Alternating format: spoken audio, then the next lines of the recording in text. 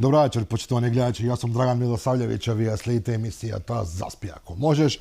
Вечерва, without further ado, како што велат американците, мој ваш гостин е министерот за внатрешни работи, господинот Панче Тошковски. Добра вечер. Добра вечер, благодарам на поканата. Министре, благодарам што дојдовте, се разбира, во студиото. Имаме многу теми, морам да признам, со вас ќе биде тешко да се почне, лесно да се заврши, мислам дека. Председателот на владата веќе 3 пати беше во Соединетите американски држави за кратко време. Вие го придружувавте па во Минхен на оној безбедносен самит, безбедносна конференција прочуена, која што често пати ги менува парадигмите во светот. Злобниците велат многу шетате во последно време, ги трошите народните пари. Меѓутоа, ако има резултат, ако има бенефит за Македонија, тогаш мислам дека тие пари не се лошо потрошени. Видете, на времето една од клучните теми на која што не допаѓаше тогашната власт, сегашна опозиција, беше дека сме били изолирани, дека сме немале контакти со членките на Европската унија и членките на НАТО, дека сме немале контакти со стратешките партнери и така натаму, и тоа беше вака една тема која што на фамфари беше секојдневно комуницирала во јавноста. Сега од кога изгубија темата, односно од кога видела дека навистина макотрпно работиме во соработка со нашите стратешки партнери, во соработка со останатите членки на НАТО, во соработка со Европската унија, сега нормално е да ја сменат лентата, заради тоа што нели малце ќе надвор од памет да велат дека немаме контакти и дека сме изолирани. Сега сме трошеле пари на сметка на буџетот на граѓаните. Ќе видиме тоа кој трошел, како трошел законски и незаконски пари на сметка на буџетот на граѓаните. Го гледаме изминати 5-6 месеци од она што успеавме досега да истражиме. И сметам дека е само еден обичен обид за ниска манипулација од аспект на она кое што го говорат, и те како се потребни, и те како е потребно присуството на сите овие меѓународни средби, и те како е потребно владата, особено премиерот, председателот на владата, да остварува овакви средби, и те како е потребно да биде присутен како во рамки на државите во Европската унија, особено во рамки на сите оние настани кои што се случуваат кај нашите стратешки партнери, а тоа е во Соединетите американски држави. И искрено да ви кажам, јас сум горд што сум бил дел од делегација која што била предводена од премиер како Христијан Мицковски, заради тоа што, како да ви кажам, за прв пат, јас барем такво чувство имам, некој говори искрено и во интерес на македонските граѓани. За прв пат некој не говори во ракавици, и за прв пат имате чувство дека наистина сте горд македонец затоа што и горд македонски граѓанин, затоа што навистина сега имаме лидер кој што се бори за правата на македонските граѓани, имаме лидер кој што се бори за Македонија, имаме лидер кој што има и текако огромен потенцијал да ги реши во иднина сите оние проблеми кои што ги имаме како предизвици пред нас. И не гледам како тоа би можело да е на штета на македонските граѓани, но нели секако опозицијата мора да си има некоја тема за да може да излезе пред камера. Нека име со среќа нив, а во однос на сето она кое што ние го правиме и кое што ние го превземаме и е во интерес на македонските граѓани, мислам дека времето ќе покаже дека сме го работеле во правилна насока. Вие сте овде и во својство на министер, се разбира, меѓутоа и член на владата, затоа можеме овие теми валку да ги прошириме. Некој велат дека сепак се ова ризични потези. Премиерот зборуваше во Вашингтон на онај самит на конзервативците. Некој велат историски настап на премиерот.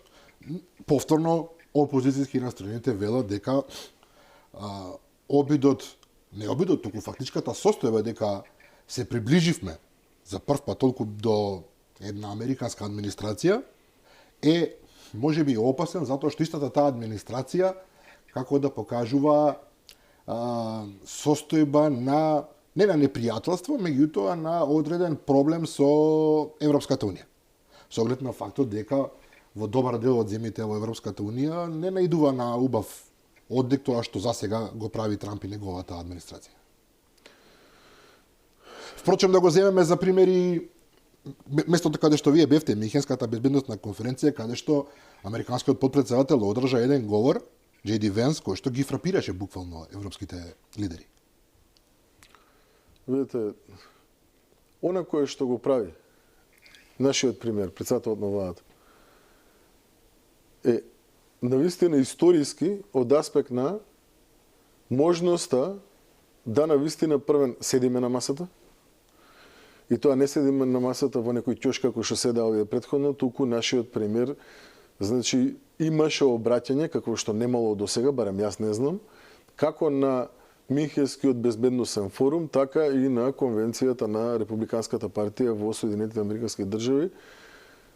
И на овие две обраќања ние, односно премиерот, констатираше фактичка состојба која што е неспорна за никого. А при тоа, се тоа на кое што го стори во интерес на македонските граѓани. За прв пат, јас барем така гледам на работите, имаме јасно утврдување на фактичка состојба, јасно говорење за двојните стандарди кои што ги имавме во минатото и при тоа нудење на еден концепт кој што навистина во никој случај не сметам дека е погрешно. Не сметам дека е погрешно да се борите за својот идентитет, за своите граѓани, а при тоа за стратешки партнер и за да речеме поддржувач на таквите политики, имате блиска соработка со администрацијата на сегашниот председател на Соединетите Американски држави. Напротив, сметам дека тоа е и текако придобивка и виднина ќе даде многу позитивни резултати за македонските граѓани. Впрочем, најголем дел од македонските граѓани тоа и го констатираат. Сега пак ќе повторам, овие други од опозиција нормално е да бараат што да кажат они. Браво, председателе на македонската влада, вие го направивте тоа што никој претходно не го направил. Добро ви оди. Никогаш нема да го кажат. И нормално е да се измислуваат некои теми. Ненормално е што нивните теми не се во интерес на македонските граѓани. Тука е маката, тука е проблемот. Значи, добро беше да констатираат, да речат барем браво, еве, сте имале обраќање на безбедносниот форум во Минхен во рамки на главната сала каде што се одржуваше форумот, каде што се обратија сите светски лидери, таму се обрати и нашиот премиер, што не се случило претходно. Или браво навистина, еве, на еден конгрес на Републиканската партија се обратил премиер на Македонија, кој што настан како таков никогаш претходно не се случил. Но нажалост немаме позитивна критика од страна на опозицијата во Македонија и се надевам дека тоа со тек на време ќе се промени заради тоа што реално, ако сакаме да имаме нормална демократска држава каква што сакаме да ја имаме, мораме да имаме опозиција која што ќе даде позитивна додадена вредност, а не само негативна без аргументи. Ова сме се уште кај меѓународниве околности. Македонија сакала, не хела, а ми се чини сака да има соработка со најсилните агенции во светот. Мислам дека соработката со FBI постои од порано, со ДЕА, она што се бори против трговијата со дрога. Знаеме за неколку акции претходно кои што ДЕА ги спроведуваше практично криејки од нашето МВР, што е пораз сам по себе. Меѓутоа сега во овие околности кога добија нов директор, Кеш Пател, така се вика, да, Кеш Пател се вика човекот, мислам дека има индиско потекло, и кој што најавува стравични реформи и во агенцијата, меѓутоа и директно почнува истрага против она што веќе некое време се зборува, луѓето кои што можеби ги злоупотребувале парите на американските граѓани, зборуваме преку USAID, испрати неколку пораки овој господин дека нема да се откаже од таа борба. Ако злоупотребувале, вели ќе ги најдеме каде и да се посветат. Многу интересна реченица употреби. Имате американски граѓани, се разбира, кои што работат за USAID во Америка, имате надвор од Америка, значи по земите каде што таа помош се дела, меѓутоа, колку што јас разбирам, се разбира, има и домашни приматели. Имаше шпекулации дека во соседна Србија веќе над 100 српски граѓани се под истрага, условно кажано, на FBI, за да се види дали учествувале во таа злоупотреба на парите на американските граѓани. Има такво нешто кај нас? Видите, ревизија да се направи на одреден процес не може во никој случај да го оцените како негативна постапка. Напротив, било која ревизија која што треба да утврди како се спроведувале одредени действија во минатото, ако мене лично ме прашате, е позитивен чекор. Така да претпоставувам дека она кое што американската администрација го спроведува во рамки на тоа како се трошеле американските пари, парите на даночните обврзници на Америка, е предмет на длабинска една анализа, на длабинска ревизија и ќе видиме што таа ревизија ќе покаже од аспект на сето она кое што го превземаат како действија.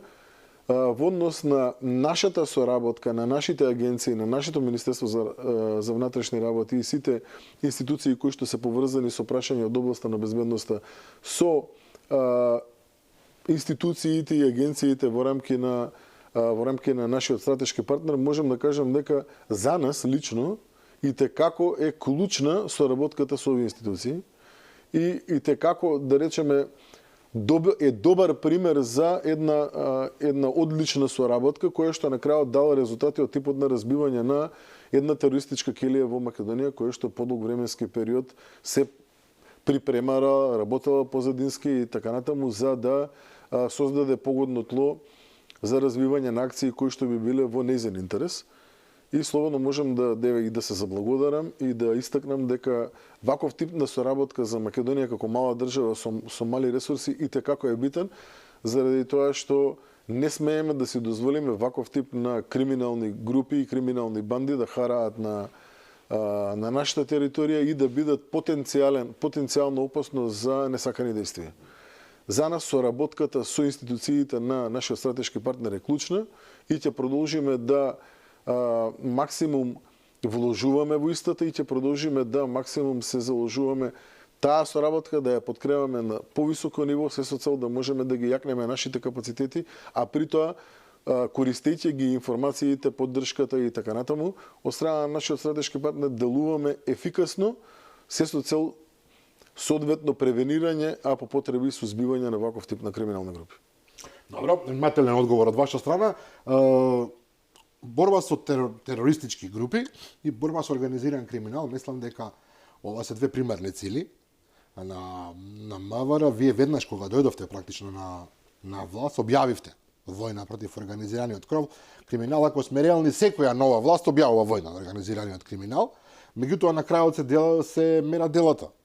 Колку сте завршиле работа во таа борба, колку не, видовме повеќе акции на МВР, апсење на лица за кои што постојат сериозни сомнежи дека организирано ја злоупотребувале државната каса и дека во своја корист ја манипулирале.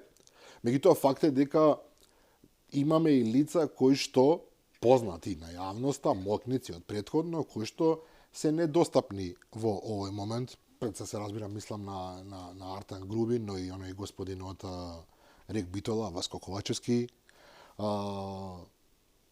Имате сознанија и немате право да кажете воопшто околу нив што се случува во моментов?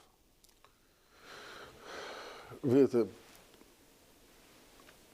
борбата против организиран криминал и висока корупција, јас така би ја дефинирал, изминативе 7-8 месеци и како е видливо. И тоа е добро. Добро е што конечно во Македонија се гледа видлива борба против организиран криминал и висока корупција. Кога говорам за организиран криминал, особено би сакал да истакнам повеќе случаи, еве да речеме, како во делот на акцијата која што имавме против царинарници и полициски службеници во југоисточна Македонија, така во однос на акцијата која што ја имавме против луѓе кои што, да речеме, дека переле пари и тргувале со луѓе во Западна Македонија, Тетово, Гостивар и така натаму, а секако и двете големи криминални групи, криминални банди кои што ги разбивме, а при тоа круцијален фокус на делување им било на територија на СВР Скопје.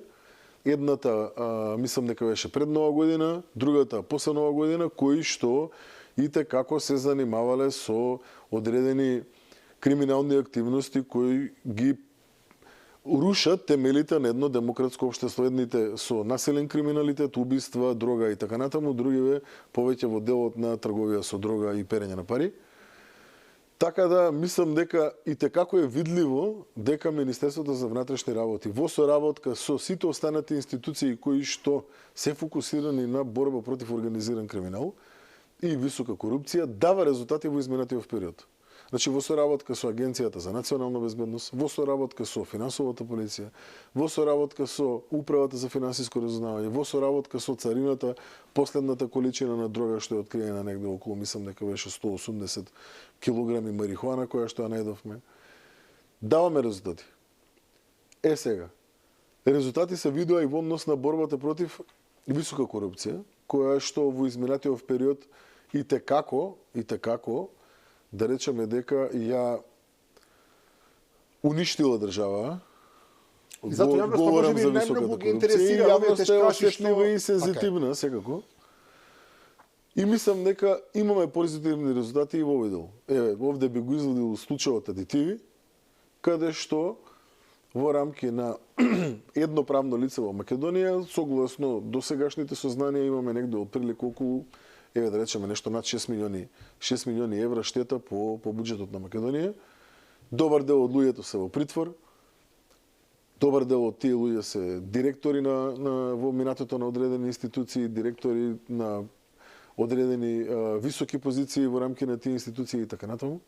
А да, еден од тие луѓе е и не е достапен на органите на прогон, така можам да кажем, заради тоа што во моментот кога превземавме акцијата, предметното лице повеќе од неколку месеци не беше во Македонија, согласно доказите кои што ги имаме. И со нивната недостапност на органите на прогон, односно со немањето на храброст да дојдат и да се соочат со институциите во Македонија, само дополнително потврдуваат дека се кабаат и само дополнително потврдуваат дека има зошто истите се во бегство, односно не се достапни на македонските институции да дојдат и да докажат, нели, ако сметаат дека на почетокот едно од овие лица добро познати на јавноста, дел од поранешната влада во Македонија, нели, говореше дека не е во бегство и така натаму, дека ќе си работи човек, си работи и така натаму, но еве се уште не е вратен и по не знам по кој пат еве било повикал да се врати и да може, нели, да ја докаже својата теорија на случај во рамки на една праведна процесна постапка. Но факт е дека од ден на ден се повеќе јавност е уверена во тоа дека овие луѓе и те како се кабаат, а се надевам дека во иднина јавното обвинителство ќе ја забрза сето онаа постапка која што треба да се спроведе во делот на негова надлежност, се со цел да можеме да во рамки на една праведна судска постапка, нели, ја увидиме реалноста и ги увидиме доказите кои што првично ги имаше собрано како Министерството за внатрешни работи, така и финансовата полиција и сите останати институции во Македонија кои што се занимаваат со предметната област. Веднаш ќе дојдеме до обвинителството, меѓутоа повторно околу ова прашање, повторно околу овие тешкаши, во минатото во Македонија исто така се случувало луѓе кои што биле на сериозни позиции, кои што имале моќ, потоа да исчезнат, да ги снема од државата, некои по 15-20 години, и тоа остава простор во јавноста за размисла, еве, макар за шпекулација, дека тие свесно се пуштени, дека свесно се оставени да исчезнат во наводници, поради некаков дил, поради некаков договор, затоа што тие луѓе можеби премногу знаат или можеби не знам. Разликата од минатото досега е тоа што во минатото беше пајак открив, кога ќе се десеше некој кабает ситуација, а сега службеникот полициски кој што направи кардинална грешка, например, да речеме при пропустот, лицето кое што беше ставено на стоп листа да не го задржи и да го пушти да излезе, е суспендирано од работа и против истото е поднесено соодветна кривична пријава. Тука е разликата. Иначе дека грешки во рамки на вака девастирани институции кои што не ги наследивме, има секој. Прашањето е дали ќе бидат организирани од страна на менаџерите во институциите да се деси пропустот намерно или тоа ќе биде последица на крајна небрежност на одредени вработени во рамки на институциите или пак, не знам, менаџери во рамки на институциите. Разликата измеѓу сега и порано е во тоа што сега секој еден кој што ќе се огреши ќе одговори. Едноставно е. нити Министерството за внатрешни работи, нити останатите институции кои што се занимаваат со овој тип на дејности, душа ќе вадат на некого. Но факт е дека секој еден кој што е кабает и сторил нешто кое што е спротивно со законски прописи треба да одговара, а не да велиме дека кабелот е крив или пајакот е крив. Тука е разликата. Околу кабаетот, барам да ве прашам едно странично прашање кое што сега ми падна на памет. Во време на претходната власт многу луѓе од МВР настрада во смисол на тоа што беа спуштани за по 5, по неколку категории надолу, без некое логично оправдание. Луѓе кои што достигнале прилично висок степен на квалификација во МВР, потоа беа праќени да чуваат, не знам, некакви хангари или не знам да стојат негде на ветер и да размислуваат за суштината на животот, или беа праќани од Битола на работа во Бирај, во Охрид и така натаму. Тоа Македонија чинеше многу затоа што тие тужби се стравични, ако не се лажам, преку 20 милиони евра се исплатени или треба да бидат исплатени. Повторно тоа се наши пари. И сега прво дали на овие луѓе им е вратена, условно кажана, праведната позиција и дали повторно ќе се соочиме со исто такво нешто, меѓутоа од спротивната страна. Нормално мене ми е одвратно да зборувам за спротивни страни во рамки на МВР, или си полицаец или не си, мислам. Тоа е логиката, меѓутоа за жал видовме такви работи кои што луѓе беа исфрлани, односно казнувани само за тоа што не биле политички подобни. Имаше многу такви случаи во минатото. Сега, Министерството за внатрешни работи, за разлика од претходно, кога и покрај тоа што имало правосудни судски пресуди, не постапувало по истите, односно не ги враќало луѓето на работа таму каде што судот задолжил да бидат вратени, ние постапуваме по правосудни судски пресуди и нормално дека ќе ги вратиме луѓето таму на тие позиции на кои што судот оценил дека треба да бидат вратени. Во однос на сето она кое што го имаме како борба со внатрешните редови кои не постапуваат по закон, добро е познато на јавноста сите оние постапки кои што ги имаме обелоденето од аспект на оние предавници во редовите на Министерството, кои што соработувајќи со криминални групи ги изложуваат човековите животи на останатите нивни колеги под ризик и така натаму. И добро е позната борбата на да речам, одделот за внатрешна контрола со сите оние шпиони и предавници во Министерството кои работат спротивно интересите на државата и спротивно на, да речам, секој еден нормален вака човечки концепт. А во однос на постапувањето сегашно од страна на Министерството за внатрешни работи за сите оние за кои што да речеме дека има одредени дисциплински постапки кои што треба да констатираат одредени дисциплински попусти и така натаму, работиме согласно закон. А во делот на она кое што е фактичка состојба утврдена за претходно, се прави една внатрешна контрола во рамки на Министерството се уште, тоа се огромен број на предмети.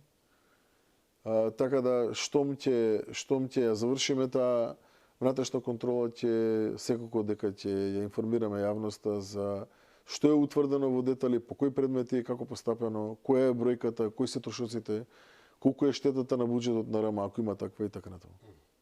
Вие сте правник, и тоа добар правник, колку што знам. Сега сте на чело на МВР, МВР работи, пронаоѓа, како се вика тоа, истражува, апси и така натаму, и потоа природниот процес оди се во јавното обвинителство, за потоа да заврши на суд. Меѓутоа, околностите со нашето правосудство, генерално сите ги познаваме, може би ако трнеме од довербата се ќе стане прилично јасно. И сега имаме една состојба во која што некои велат па џабе вие апсите.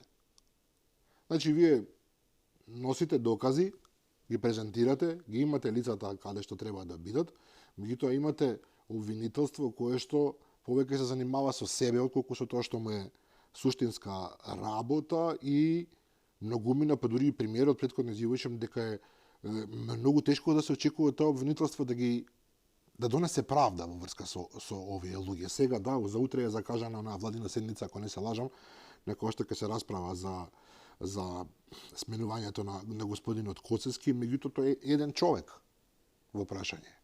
Овдека зборуваме за цел систем кој што шкрипи, кој што не функционира како што треба.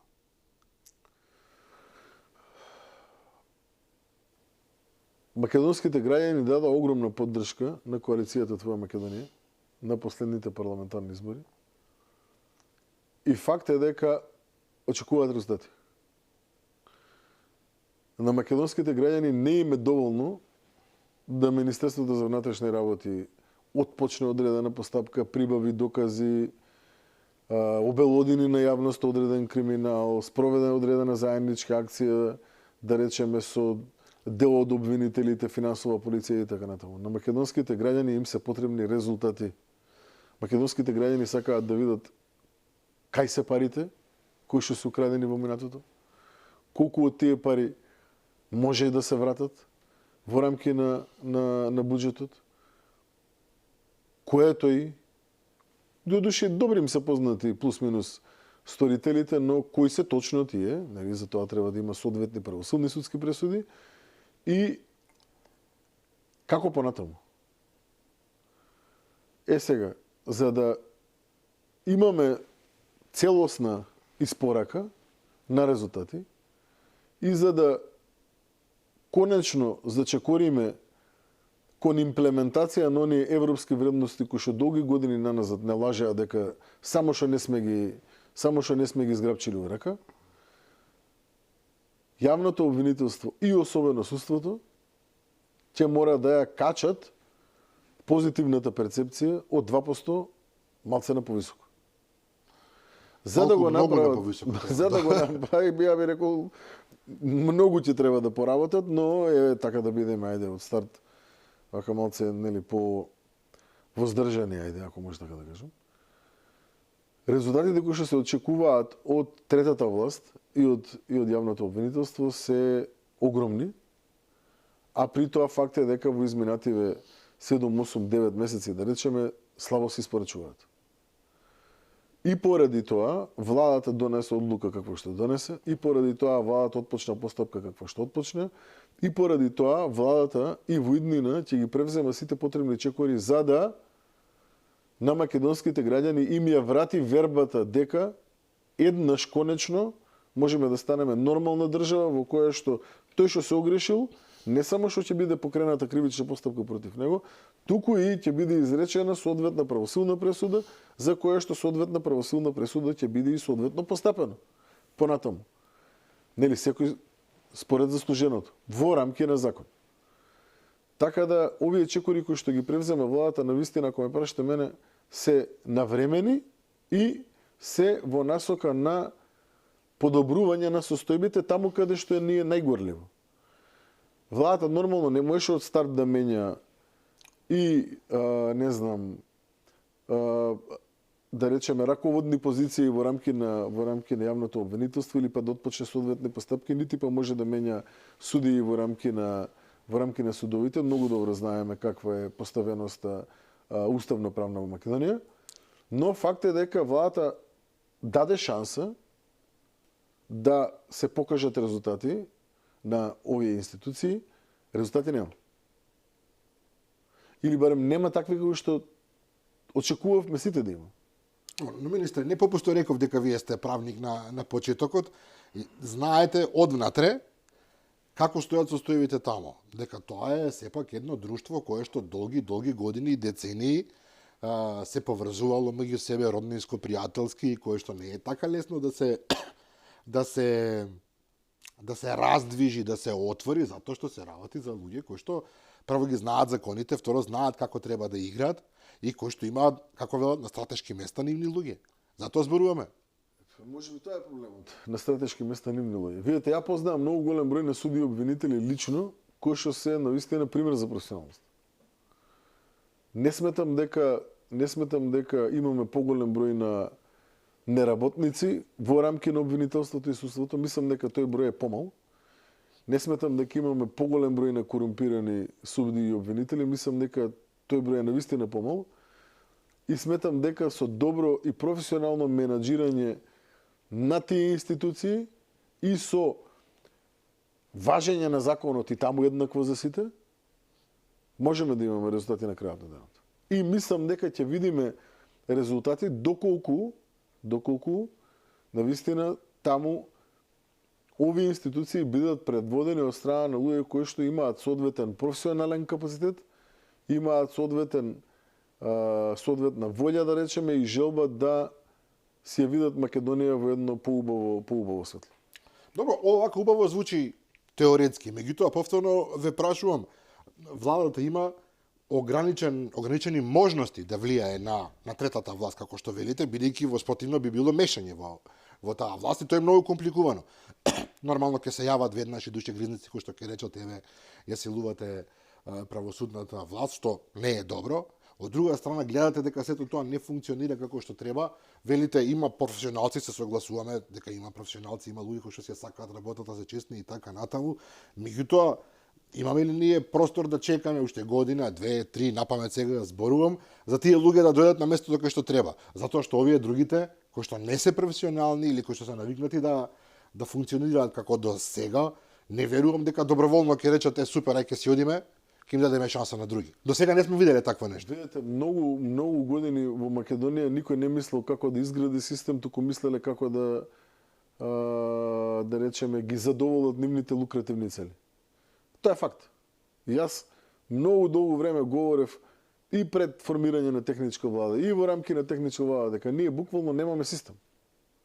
Ние немаме систем, ние нема што да надоградуваме во одредени сфери, а да не речем во многу сфери. Туку треба да ова што е трулово дрво израснато и кое што раѓа трул плод, да земеме да го исечеме, да посадиме ново. И тогаш го обвинуваат дека малку ширите дефетизам и дека претерувате со тоа. Ама јас никогаш не сум изнел факти во јавноста кои што не соодветствувале соодветно на реалност. И сето она кое што го говорев и во рамки на техничка влада и воопште целосно кое што сум го изнел во јавноста е факт. Неспорен. Како мине времето, така се покажува дека сето она кое што сум го говорил е неспорен факт. Е сега, кога имате руиниран систем, не може да очекувате дека за временски период од 6 месеци и година дена, па и 2, чуда ќе видите вие кои што не знам ќе овозможат сега овде да почнат да цветаат рози. Невозможно е тоа. Невозможно е тоа. Мислите дека ние во рамки на владата или сите останати не сакаме да има подобри услови за живот, подобри плати, функционален систем, да не се чека на редици за пасоши, да не се чека редици за стекнување на државјанство, да немаме драстична промена, да речеме, во делот на почитување на одредени правила на игра. Сите го сакаме тоа. Проблемот е што овакви приоритети кои што заслужуваат да се посветиме во интерес на македонските граѓани се илјадници. Се илјадници. Но факт е дека со работата во изминатиот период навистина покажуваме дека можело поинаку. Тука е целта. Тука е поентата. Народот гледа дека навистина можело и поинаку. Значи можело да не се чека редици за гузвер за пасоши. Тоа го видовме прилично ефективно, да. Еве сега баш пред некој ден во комуникација со еден граѓанин вика министер изненаден сум, вчера се јави вика за да закажам за пасош, утре дента вика уште за утре дента ми закажа, отидов вика се сликав и си поминав во најдобар ред. И тоа повеќе не е тема. И добро е што е така. И тоа е одлично што е така. И сега, ама вакви приоритети знаете колку имаме во рамки на Министерството за внатрешни работи? Стотици. И да, факт е, ние треба да се посветиме на сите нив. И треба да ги решиме сите нив. Од аспект на, не знам, еден од огромните проблеми во рамки на Министерството кој што ги имаме се капацитетите на Министерството за внатрешни работи од аспект на просторни услови. Да, реновираме, се реновира центарот за обука, се реновира управните служби во Скопје, се реновираат управните служби, да речеме, во други градови, се отвараат нови капацитети. Факт е, сите да ги средиме наеднаш не бива. Не е реално. Но, чекор по чекор, со макотрпно работење, со посветеност, граѓаните самите ќе видат разлика. Но, многу е битно да, кога да компарираме со нешто реално што било до вчера. Да, се согласувам. Треба да примерни бидат развиените земји. Секогаш треба да се стремиме кон тоа што тие го применуваат од аспект на овозможување на услови на граѓаните за подобар живот и така натаму. И така, и се однесуваме. Но мора да знаеме кај сме. Мора да знаеме кај сме. И од кај дојдовме? Од кај почнавме? Во шо не оставија? Кои проблеми ги наследивме? Само така можеме да имаме реална слика, само така можеме да имаме реална слика на работите. Кога сме кај приоритетите, еден од нив секако се наметна во јавноста после оној ставичен настан на партизанска со загинувањето на девојката Фросина. Меѓутоа тој од секогаш ми се чини дека морало да биде приоритет безбедноста на граѓаните во сообраќајот. Факт е дека на улиците има многу повеќе полиција, тоа е видливо. Кој вози низ Скопје гледа на секој чекор полицајци, некој ќе рече па добро зашто порано не го праве ова. И претходно имавме простор за полиција да биде многу поактивна на улиците. Други ќе речете добро сега недела две ќе ги држи ова, ќе бидат на ова или на онаа клучка, а потоа ќе исчезнат по обичај, а трети велат добро тој фамозен Safe City кој што треба на еден апгрейдиран, напреден начин да ја обезбедува безбедноста на граѓаните, предлого го чекаме. Најавивте дека тој ќе функционира конечно од 1 јануари 2026. Некој велат зашто не веднаш, зашто не за еден месец, зашто мора да чекаме толку време? Многу добро прашање. Видете, кога говориме за сообраќајни прекршоци, како и за многу други работи, секојаш го обвинуваме оној до нас на масата, што седиме 5 души на маса, а сега и си правиме муавет, и нели ова е катастрофа, она е катастрофа, ова вака не чини, ова ништо не чини и така натаму, а никој не кажува уствари дека мора да трнеме од самиот себе си. И од она кое што индивидуата го има како однос према почитување на сообраќајни правила. Лична одговорност. Апсолутно. Сега, очигледно е дека уназад многу години не е ништо сторено во овој дел, односно секогаш се правени само некои крпеници на решение, кои што може би на одреден интервал временски дава резултати, може би на друг временски интервал не дава резултати и така натаму и така натаму. Проектот Safe City е отпочнат со имплементација, односно кабери се набавени, мислам дека не ме држите за збор, негде отприлика околу средина на 2023 година. Тогаш е подпишан договор. И до отпочнување на оваа влада, ништо буквално не е сторено од страна на службите во рамки на Министерството за помрднување чекор напред во делот на имплементација на овој проект. Сакам да кажеш, било само подпишано и толку. Тачно. Сега. Видите, некој треба да го менаџира процесот. Некој треба да го сработи процесот. Некој треба да се расправа со технички служби од аспект на ова може, ова не може, дај направете го, ова не го направи. Па зошто не сте го направиле недела дена, па за колку време може и така натаму и така натаму. Некој треба да го бутка процесот во рамки на техничка влада, навистина фокусот беше друг. Не беше фокусот имплементација на Safe City, туку беше фокусот спроведување на фери демократски избори. И во рамки на техничката влада, капацитетите на менаџерски позиции кои што можеа да бидат усогласени од страна на министерот за внатрешни работи по предлог на опозицијата беа многу мали. Директор на Бюро за јавна безбедност беше лице кое што беше именувано од претходна влада и така натаму и така натаму. Сам да кажам, во делот на имплементација кратки беа можностите да можеме навистина да имплементираме ваков тип на проекти. Ова како проект за имплементација е, да не речам, прв приоритет мој личен и секојдневно се работи на овој проект како во делот на техничка имплементација, од аспект на поставување на камерите, поставување на оптички кабли, утврдување на критични точки и така натаму, сето она кое што треба да се стори за да од технички аспект биде функционален проектов, така и од аспект на легислатива. И ние не почнавме со проектов од оваа година после Божиќ, туку овој проект го имплементираме интензивно веќе, да не речам, 6-7 месеци.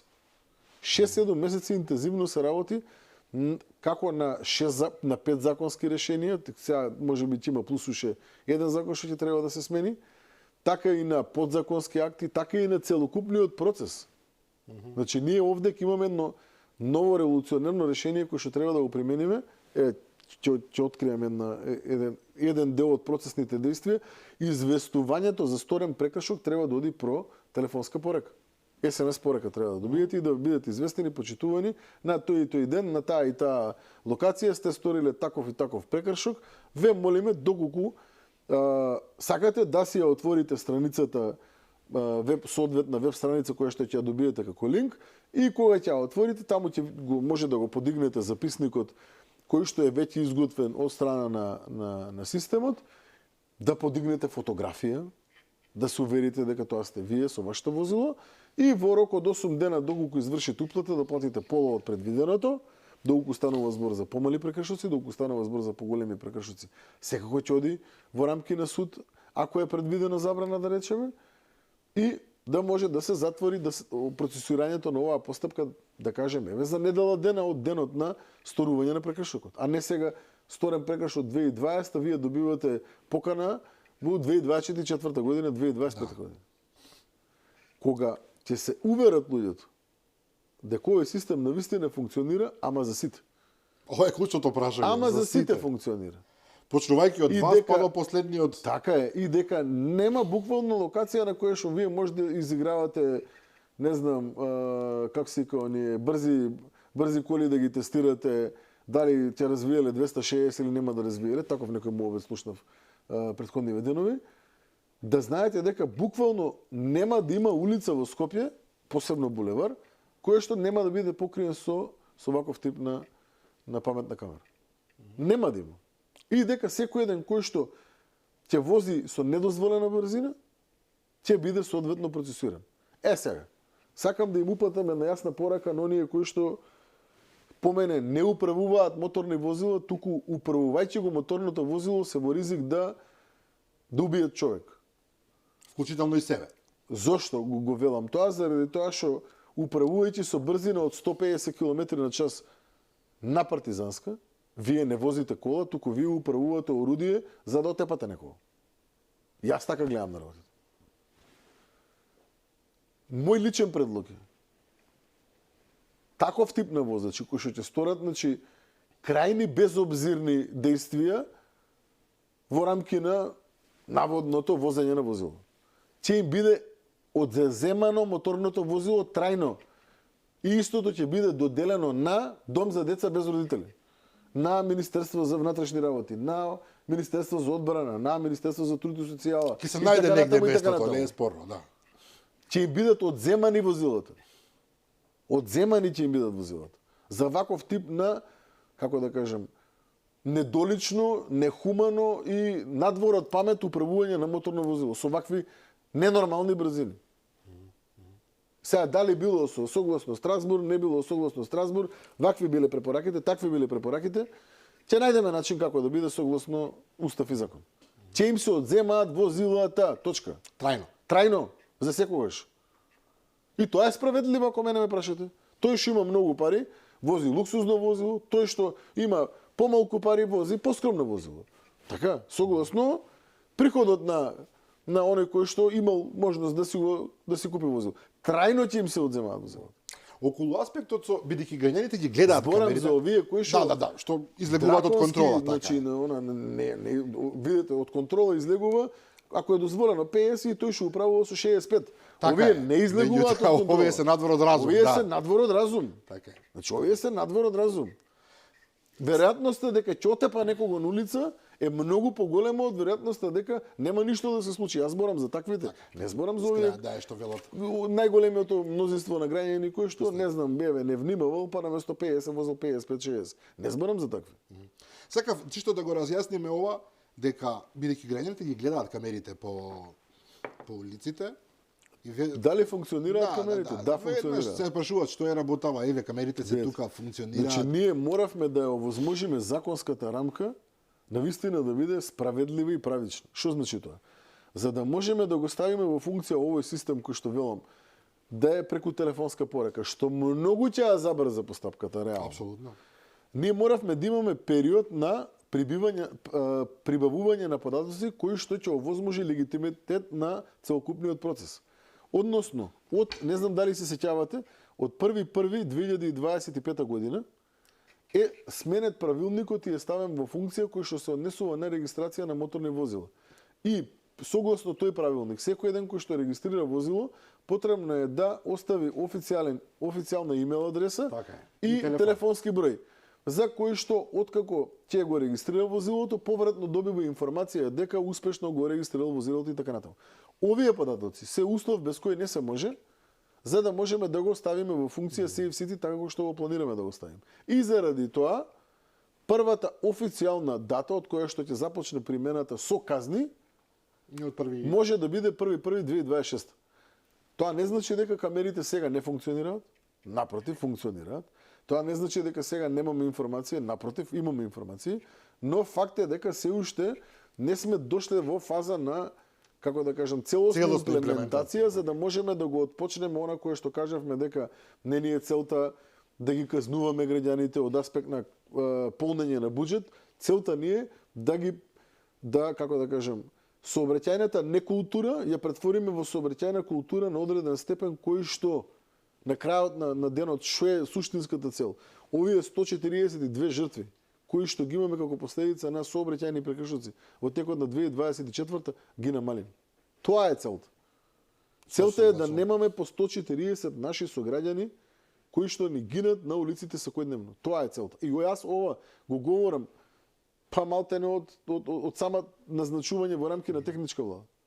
Така, јавност има многу прашања околу ова, се разбира, прашањата се и од посуштествена, меѓутоа и од поедноставна природа. Едно, например, сега што ми паѓа на памет е, постои возило, регистрирано е, оставен на телефон на собственикот, меѓутоа човекот можел да го даде на синот, можел да го даде на сопругата, можел да го даде на пријателот, можел да го даде на човек некој што му треба за нешто, му бара услуга.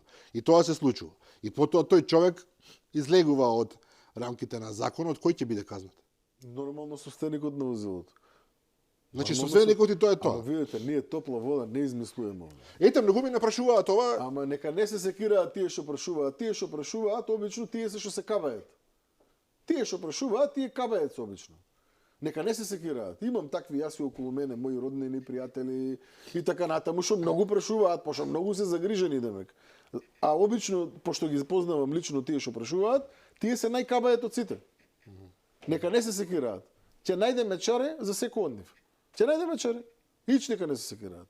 Ќе најдеме чаре.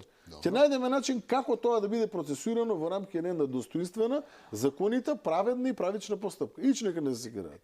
Ќе најдеме соодветни решенија за сите тие кои што се кабаат. Видете сега, ама бројкиве се страшни, а не знам зошто не стигаат ли до луѓе во бројкиве.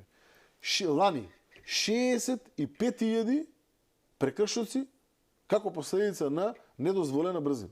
65.000. 65.000, па повторувам. 22.000. 22.000 прекршоци сторени од страна на луѓе кои што никогаш не положиле за возачка дозвола, а при тоа управувале возило. Никогаш не положиле за возило. Не ја забораиле у моментов па возеле. Немаат положено за возачка. Точно знаат што прават. Многу добро знаат што прават. 22.000. Па добро е, ние што имаме и 142 жртви.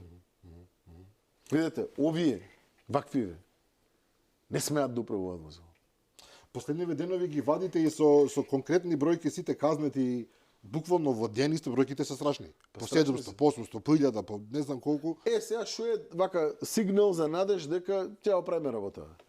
Од кога имаме зајакнато контроли за 10 дена, компарирано со 2024, 2025, само за 10 дена велам.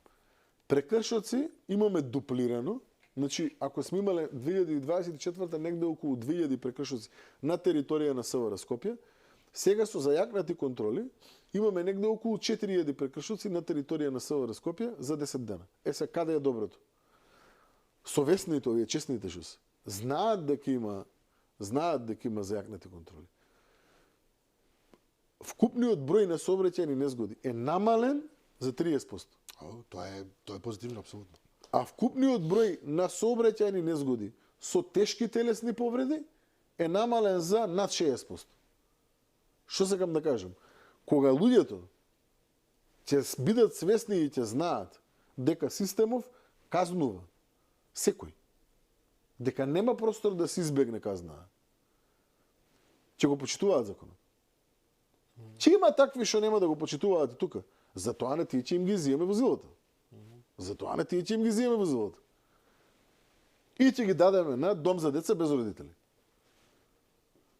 Значи, ова еднаш за секогаш, верувајте ми дека, ако го имплементираме како што треба, ако навистина секој еден од нас се убеди дека нема шала повеќе, тоа е, мора да се почитува законот, и дека нема шанси да го избегнеш повеќе, тоа е, мора да го почитуваш.